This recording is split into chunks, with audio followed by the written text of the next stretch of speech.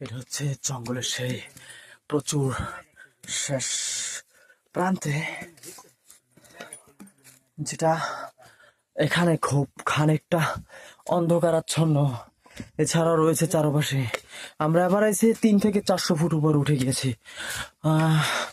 সাধারণত বলতে গেলে এখানে একা একা কেউ আসতে পারবে না।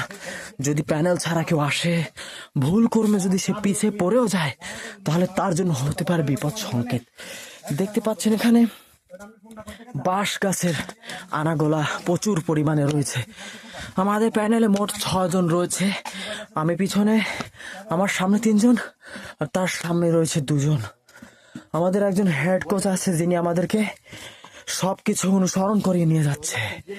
এই পথগুলো আসলে খুব ভয়াবহ, যেটা সাধারণ কোনো মানুষের পক্ষে চলাচল করা কষ্টসাধ্য হয়ে দাঁড়িয়ে না, বরং অসাধ্য, অসম্পূর্ণ হয়ে দাঁড়াবে।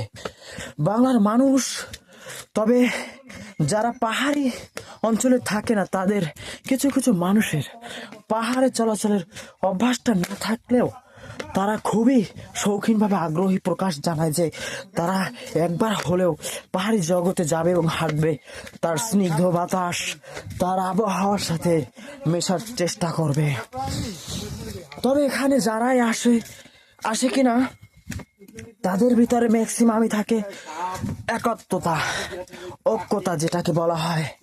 ঐক্যবোধ যদি না থাকে, ইউনিটি যদি না থাকে, তাহলে এই জঙ্গলের রাস্তায় যে কোনো সময় দুর্ঘটনা ঘটতে পারে। হঠাৎ করে যদি রাস্তা চেঞ্জ হয়ে যায়, হয়তো বা এরকম আর হয় না যে আমরা এক প্যানেলে 5 জন 7 জন আসি, বাট একজনের পিছে ভিডিও করতে করতে চলে যায়, কিন্তু সে ভিন্ন রুটে চলে যায়।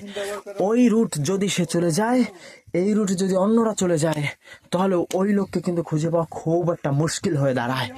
আমরা জানি যে বর্তমানে আপনারা দেখতে পাচ্ছেন যে প্রচুর নিচু, যা আনুমানিক চোখের মাপে একটা শেয়ার করা যায়। এবার এসে এখানে 200 ফুটের উপরে আছে, আমরা উপরে আছি।